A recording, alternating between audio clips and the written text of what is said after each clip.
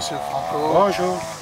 Donc, je voulais vous demander comment ça se passe, quel est le travail des agriculteurs au niveau des électrogymes des cédrats.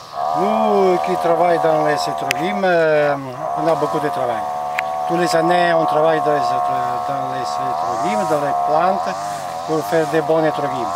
Mais c'est très difficile. Et tous les années, c'est toujours plus difficile, parce que toujours il y a plus de problèmes.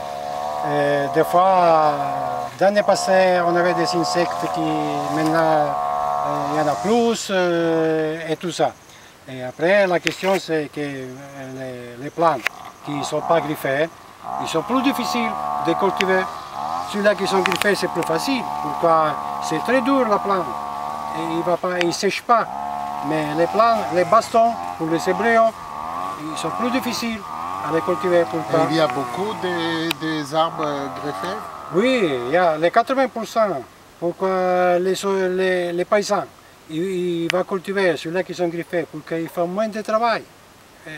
Mais les plantes qui sont pas griffées, pour les embryons, il faut trop de travail. Alors, nous faisons ça, mais c'est encore plus difficile.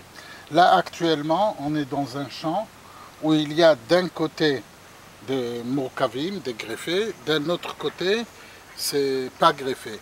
Alors, quand on coupe, où il y a plus de travail ici qu'ici, comment on peut reconnaître?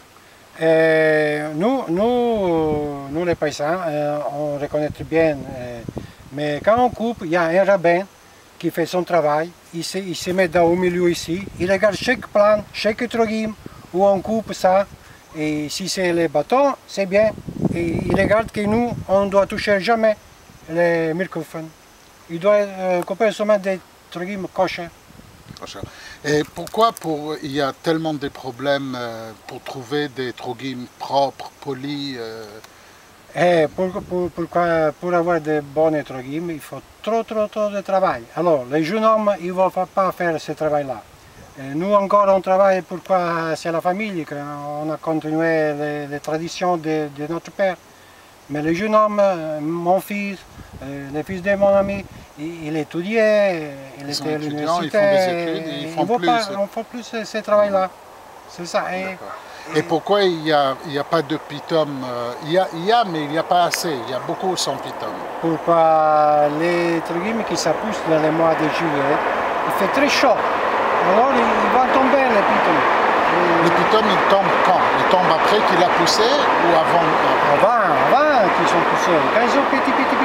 Ils sont petits encore sur l'arbre, c'est là où le pitum il tombe. Mais il y a quand même avec pitum. Oui, s'il y a quelqu'un qui reste avec les pitums, c'est exceptionnel.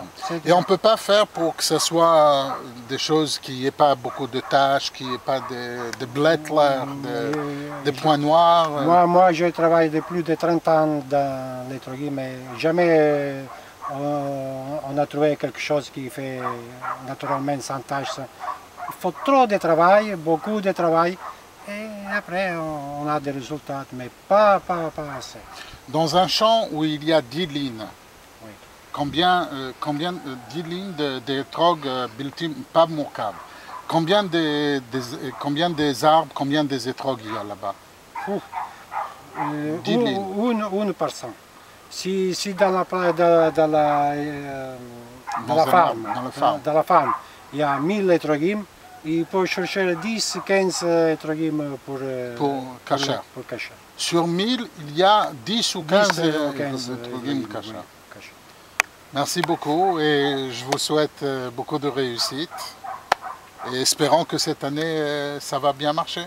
Bon, je vous remercie de votre visite et j'espère de travailler avec vous. Merci beaucoup. Au revoir. Au revoir.